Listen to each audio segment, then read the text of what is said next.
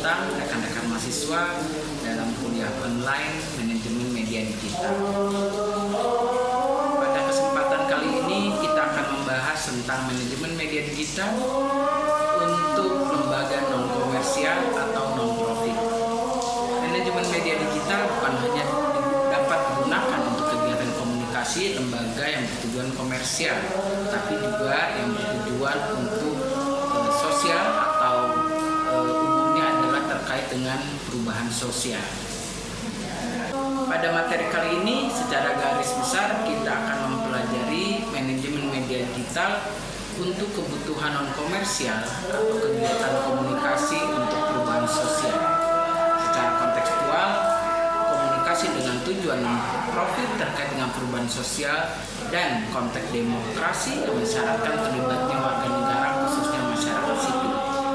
Selain itu, manajemen media digital untuk kepentingan non-profit juga terkait dengan keberadaan ruang publik digital yang dapat mengembangkan gerakan politik yang ada pada dunia digital, aktivisme pada dunia digital dalam pelaksanaan manajemen media digital juga untuk perubahan sosial. Pertama-tama, secara umum tentunya kita harus memahami bagaimana pemanfaatan platform digital untuk kepentingan non-komersial atau non-profit. Kegunaan teknologi tentunya perlu dieksplorasi juga dalam kaitannya dengan tujuan non-komersial atau non-profit. Dalam konteks ini, teknologi artinya dapat digunakan untuk meningkatkan efisiensi, memperluas jangkauan, dan meningkatkan dampak positif pada masyarakat, bukan untuk kepentingan komersial. Media digital memungkinkan terjadinya penyebaran ide-ide baru dengan cara baru dan bukan hanya penyebaran ide-ide lama dengan cara lama.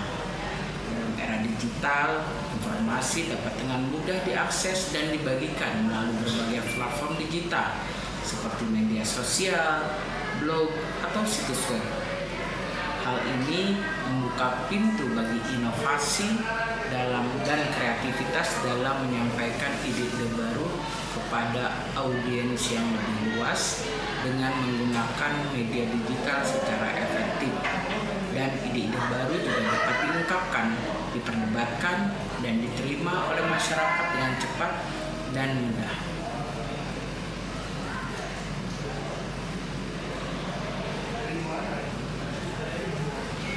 Di dalam masyarakat yang memiliki sistem demokrasi seperti Indonesia, komunikasi dan media menjadi hal yang penting dan terbuka untuk melibatkan partisipasi masyarakat.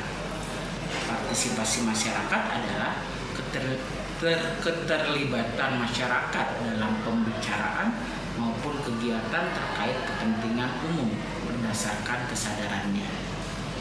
Kepentingan umum atau kepentingan publik ini terkait dengan beragam isu atau kegiatan seperti isu di bidang politik, kesehatan, pendidikan, ekonomi, lingkungan, dan sebagainya. Kesadaran masyarakat diharapkan dapat tumbuh berbasis pengetahuan yang mereka miliki dan kesempatan untuk menambah maupun mendiskusikannya melalui media yang dapat memfasilitasinya. Dalam konteks inilah keberadaan media digital menjadi amat penting. Adanya jaringan komunikasi yang bersifat digital tersebut menghasilkan komunikasi yang berlimpah dan juga bersifat global dan berpotensi melahirkan beragam ruang publik. Potensi berkembangnya ruang publik ini dimungkinkan karena ruang digital relatif bersifat lebih terbuka, lebih mudah diakses oleh siapapun dan dari manapun. Media digital juga memungkinkan penggunanya menjadi produser, distributor, maupun konsumen konten media digital.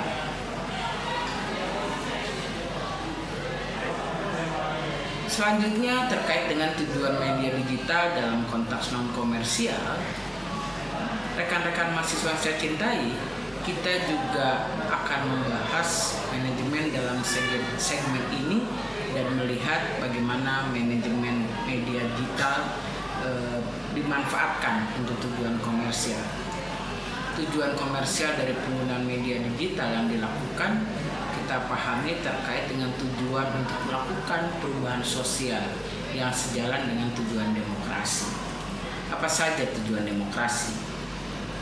Paling tidak terdapat 6 tujuan demokrasi yang sejalan dengan tujuan-tujuan lembaga non-profit yang terkait dengan perubahan sosial. Pertama, bagaimana demokrasi bertujuan untuk mewujudkan kedaulatan rakyat. Artinya demokrasi bertujuan untuk memberikan kekuasaan politik kepada rakyat sebagai pemegang kedaulatan. Dan rakyat juga memiliki hak untuk berpartisipasi dalam pengambilan keputusan politik dan juga untuk memilih wakil-wakil mereka dalam pemilihan umum atau sebagai anggota legislatif. Perlindungan hak asasi manusia. Demokrasi tentunya bertujuan untuk melindungi dan menghormati hak asasi manusia, termasuk kebebasan berbicara, kebebasan pers, kebebasan beragama, hak untuk berserikat, hak atas privasi, dan keadilan hukum. Ketiga, demokrasi juga bertujuan mendorong pembangunan ekonomi dan sosial. Demokrasi menciptakan lingkungan yang mendukung pertumbuhan ekonomi yang inklusif, artinya terbuka untuk berbagai pihak serta berkelanjutan. Dalam demokrasi, kebijakan ekonomi dan sosial dirancang untuk memenuhi kebutuhan rakyat dan meningkatkan kesejahteraan masyarakat. Tujuan keempat demokrasi adalah meningkatkan akuntabilitas dan transparansi. Demokrasi harus mampu mendorong akuntabilitas pemerintah terhadap rakyatnya. Pemerintah harus bertanggung jawab atas tindakan dan kebijakan mereka, dan transparansi dalam pengambilan keputusan publik juga diperlukan. Kelima, demokrasi juga memiliki tujuan untuk mempromosikan perdamaian dan stabilitas. Artinya demokrasi memberikan mekanisme penyelesaian konflik yang damai dan menghindari konflik yang bersifat kekerasan atau otoriter. Dengan partisipasi politik yang luas dan pengakuan hak-hak minoritas, demokrasi dapat memperkuat stabilitas politik dan perdamaian dalam masyarakat. Keenam, tujuan demokrasi adalah memupuk nilai-nilai demokratis. Demokrasi berusaha memupuk dan memperkuat nilai-nilai demokrasi seperti toleransi, dialog, penghormatan terhadap perbedaan, keadilan, dan penghargaan terhadap pluralisme atau keterbukaan terhadap keragaman. Seluruh tujuan demokrasi tersebut banyak kemudian dikembangkan dalam berbagai media digital, sehingga peran media digital dalam menghasilkan perubahan seperti yang menjadi tujuan demokrasi, baik dalam konteks hak asasi manusia, ekonomi, itu menjadi penting dan menjadi isu-isu yang banyak dibahas dalam beragam media digital. Rekan-rekan mahasiswa, setelah kita membahas demokrasi dan tujuannya, selanjutnya kita akan mencoba membahas tentang ruang publik yang menjadi penting dalam tercapainya tujuan demokrasi dan perubahan sosial. Apa yang dimaksud dengan ruang publik sehingga menjadi penting dalam konteks demokrasi dan perubahan sosial? Ruang publik secara sederhana diartikan sebagai ruang, dan itu tidak selalu harus dalam bentuk fisik, tapi tempat masyarakat membicarakan berbagai hal yang menyangkut kepentingan publik. Dalam konteks ruang publik, media digital memberikan ruang bagi pihak-pihak yang seringkali suaranya diabaikan oleh media-media mainstream.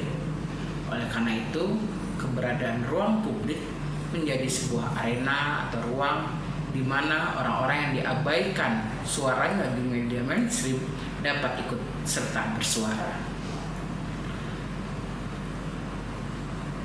Ruang publik juga dikembangkan dalam berbagai platform digital dan media, termasuk media digital seperti situs web, media sosial yang dapat menghadirkan berbagai forum online. Dengan cara itu, media digital telah memberikan kontribusi yang signifikan terhadap perkembangan ruang publik yang semakin beragam. Hal ini memungkinkan partisipasi yang lebih meningkat dari masyarakat melalui berbagai diskusi dan pertukaran ide. Dengan kata lain, melalui ruang publik, orang bisa terlibat untuk membahas berbagai isu terkait dengan kepentingan publik dan juga relatif memiliki kebebasan untuk terlibat dan menyuarakan pandangannya. Itulah ruang publik yang diharapkan dapat dikembangkan melalui media digital yang relatif memiliki kebebasan dan dapat diakses oleh banyak orang, dan juga orang-orang dapat berperan aktif dalam ruang publik tersebut. Rekan-rekan mahasiswa yang saya cintai, merujuk pada karakteristik media digital, ruang publik di media digital cenderung lebih mudah digunakan dan lebih memberikan kebebasan terhadap penggunanya. Oleh karena itu, ruang publik digital dapat lebih mengembangkan perlawanan terhadap pihak-pihak yang dianggap merugikan kepentingan umum. Misalnya, melawan pemerintah atau penguasa yang dianggap merugikan atau menindas rakyatnya. Terdapat sebuah pernyataan menarik dari beberapa peneliti atau ilmuwan media digital mengenai kekuatan ruang publik digital. Merlin Ali mengatakan, di bawah rezim Soeharto, internet dan berbagai bentuknya seperti warnet misalnya menjadi sebuah ruang perlawanan yang bebas bagi kelas menengah Indonesia. Terkait warnet atau warung internet, Hill dan Sen juga menyatakan hal yang sama, bahwa warung internet di Indonesia yang disebut warnet menjadi sumber utama masyarakat mendapat informasi-informasi yang ditutup-tutupi oleh pemerintah misalnya, sehingga konsekuensinya internet tumbuh menjadi media perlawanan masyarakat sipil kepada kekuatan-kekuatan yang dominan dan bersikap tidak adil.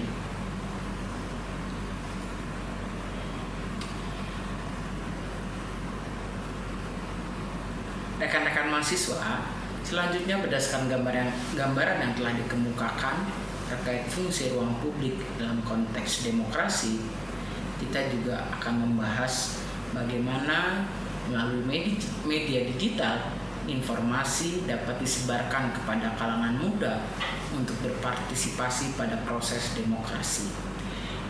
Media digital yang banyak diakses oleh anak muda dibandingkan media mainstream memungkinkan aktor-aktor politik yang berperan menjalankan sistem demokrasi menjangkau anak-anak muda dan mendorong mereka untuk turut berpartisipasi dalam berbagai aktivitas politik. Misalnya salah satunya pemilu, ya. Melalui pemilu, partisipasi kalangan muda di Amerika ditingkatkan dengan memanfaatkan Instagram dan Twitter. Obama menggunakan Instagram dan Twitter untuk menjangkau anak-anak muda dan melibatkan mereka dalam kegiatan pemilu. Dengan penggunaan media digital tersebut, Obama selain dapat meningkatkan partisipasi anak-anak muda dalam pemilu di Amerika, pada akhirnya Obama juga dapat memenangkan pemilu yang didukung oleh banyak anak muda melalui media digital.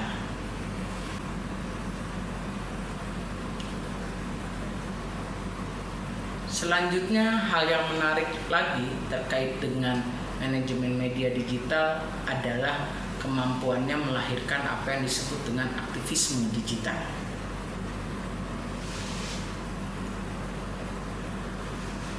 Aktivisme digital yaitu gerakan sosial atau politik yang dilakukan melalui media digital seperti internet dan media sosial.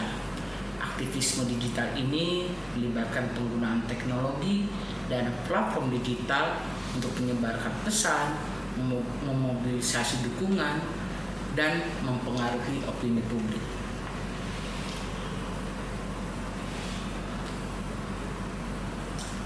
terdapat banyak contoh peran teknologi dalam aktivisme digital. Di antaranya adalah meletupnya revolusi di berbagai wilayah Arab yang disebut Arab Spring.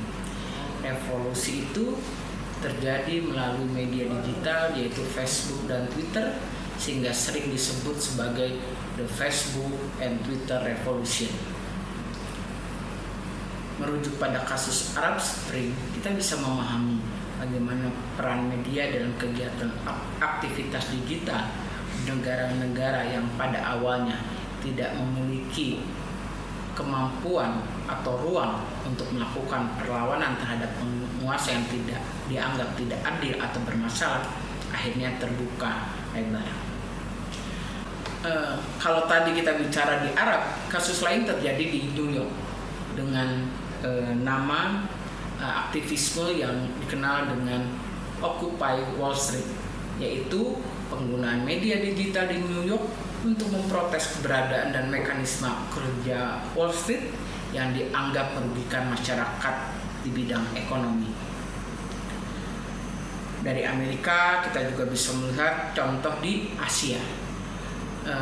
Gerakan politik yang dipicu media digital terjadi di Asia, yaitu di Hong Kong. Berbasis gerakan yang dibangun media digital berhasil memobilisasi massa untuk memprotes undang-undang pemilihan yang diusulkan oleh pemerintah Cina ke pemerintah Hong Kong. Gerakan tersebut dikenal dengan sebutan Umbrella Revolution karena mereka melakukan protes secara pasif dengan menggunakan payung untuk melindungi dirinya dari gas air mata yang disemprotkan oleh para petugas keamanan. Tentu saja kita juga ingin mengetahui adanya aktivitas digital di Indonesia. Ya, rekan-rekan mahasiswa, kita lihat beberapa kejadian atau gerakan aktivisme digital di Indonesia. Ya, salah satunya dipaparkan oleh Merlina Lim yang disebut olehnya adalah From Warnet to Network pada tahun 2003. Merlina Lim mengangkat kajiannya tentang transformasi aktivisme dari bentuk perang di dunia nyata menjadi perang di dunia maya. Merlina Lim menggambarkan bagaimana internet di Indonesia telah menjadi tempat bagi para aktivis digital untuk menyampaikan pesan, mengorganisir aksi, dan melakukan perlawanan terhadap kekuasaan yang dianggap tidak adil.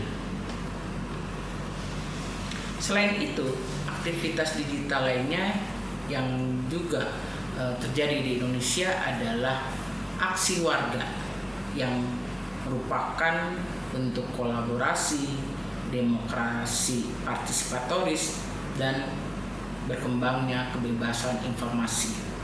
Gerakan ini memperjuangkan demokrasi partisipatoris dan kebebasan informasi di Indonesia sehingga mampu mendukung perubahan sosial. Media digital juga bisa kita lihat sebagai sebuah media alternatif, ya. Bagaimana media digital dalam konteks non-komersial dikelola menjadi media alternatif untuk melakukan berbagai bentuk advokasi. Media berbasis digital memungkinkan kepada pihak-pihak yang diharapkan dapat membuat perubahan melalui berbagai kebijakan tentang beragam isu seperti lingkungan, kesehatan, dan lain-lain. Selain advokasi kepada mereka, advokasi juga dapat dilakukan kepada halayak untuk membangun kesadaran dalam memahami kebijakan dalam beragam isu yang membutuhkan partisipasi masyarakat. Berikut beberapa contoh media alternatif digital yang ada di Indonesia yang bisa teman-teman temui atau akses melalui berbagai platform. Pertama, Mediapedia adalah sebuah platform media digital yang memiliki fokus pada advokasi isu-isu sosial dan politik. Selanjutnya ada Indo Progress Indoprogress adalah sebuah media berbasis digital yang berfokus pada progres pembangunan di Indonesia. Selanjutnya ada yang disebut dengan 350 Indonesia. 350 Indonesia adalah sebuah platform media online atau media digital yang memiliki fokus pada isu perubahan iklim dan lingkungan. Tentu saja masih banyak lagi platform media digital lainnya yang dikembangkan menjadi media alternatif untuk advokasi. Selanjutnya, menutup materi manajemen media digital kali ini, kita perlu juga melihat terkait dengan peluang dan tantangan keberadaan media digital ini, sehingga kita dapat melakukan manajemen media digital dengan lebih baik. Pertama, peluang keberadaan media digital dalam konteks non-komersial atau non-profit secara umum dapat dikatakan bahwa media digital yang dikelola dengan baik akan bermanfaat untuk menyebarkan informasi, meningkatkan dukungan, dan juga meningkatkan kesadaran terhadap isu-isu sosial atau tujuan-tujuan perubahan sosial lainnya. Peluang yang kedua, melalui media digital kita dapat mewujudkan berbagai ruang komunikasi yang terbuka bagi banyak orang atau sering juga disebut dengan ruang publik yang dapat meningkatkan partisipasi masyarakat untuk mengungkapkan atau mengetahui berbagai masalah dari pandangan beragam pihak tertentu, terutama dari masyarakat, atau kita kenal dengan istilah bottom up ya. Jadi kalau top down itu pandangan yang dikembangkan adalah berasal dari pihak penguasa atau pemerintah. Tapi kalau bottom up adalah bagaimana pandangan-pandangan masyarakat kemudian diangkat dan dijadikan rujukan oleh pemerintah untuk membuat kebijakan. Selanjutnya, tantangan media digital dalam konteks perubahan sosial di dunia digital belum tentu terwujud sejalan dengan dunia real. Artinya, partisipasi masyarakat di dunia digital belum tentu terwujud apabila aktivitas itu dilakukan secara langsung. Hal ini juga diangkat Merlina Lim dalam tulisannya yang menyatakan bahwa klik, selektivisme, dan keyboard aktivisme yang terjadi di dunia digital belum tentu dapat dianggap sebagai aktivisme. Jadi ini merupakan tantangan bahwa kita tidak bisa menganggap bahwa seluruh aktivisme di ruang digital sejalan dengan aktivisme di ruang nyata. Tantangan kedua adalah seringkali orang terlalu melebih-lebihkan peran media digital dalam melakukan mobilisasi massa atau mencapai tujuan aktivisme yang lebih besar. Pada kenyataannya, penggunaan media digital perlu dibarengi dengan pengelolaan media digital dan strategi komunikasi yang dirancang dengan mempertimbangkan halayak dan tujuan yang ingin dicapai. Hal ini seringkali dilupakan, di mana orang hanya sampai pada penggunaan media digital saja, sehingga akhirnya hasil yang diharapkan dari penggunaan media digital tidak berhasil secara optimal. Tantangan ketiga terkait dengan penggunaan media digital adalah adanya kekhawatiran bahwa teknologi digital dapat dikooptasi atau dikuasai oleh pihak-pihak yang menguasai media digital atau memiliki media digital sebagai sebuah infrastruktur. Saat ini berbagai platform media digital dimiliki oleh para penguasa yang berorientasi pada keuntungan ekonomi, sehingga media digital menjadikan masyarakat hanya sebagai objek atau pasar untuk berbagai kepentingan ekonomi. Beberapa pakar di bidang media digital bahkan menyatakan bahwa secara infrastruktur, teknologi digital tidak didesain untuk kepentingan publik. Infrastruktur teknologi digital seperti platform media sosial dan mesin pencari didesain untuk menghasilkan keuntungan bagi perusahaan yang mengoperasikannya. Rekan mahasiswa yang saya cintai, terima kasih Anda sudah sampai akhir mengikuti pemberian materi ini. Demikianlah penjelasan saya tentang materi manajemen media digital dalam konteks non-komersial atau non-profit sebagai bagian penting dalam mata kuliah manajemen media digital. Semoga materi yang sudah dipaparkan dapat dipahami dan diaplikasikan untuk mengembangkan pengetahuan kita tentang manajemen media digital. Akhir kata, wassalamualaikum warahmatullahi wabarakatuh. Sekian dari saya. Mohon maaf jika ada kesalahan kata dan sikap dalam penyampaian materi ini. Terima kasih atas perhatiannya dan semoga kita dapat bertemu dan membahas materi yang lain. Saya Eni Mariani dari Program Studi Manajemen Komunikasi Vkom 4 undur diri dan sampai jumpa di lain kesempatan.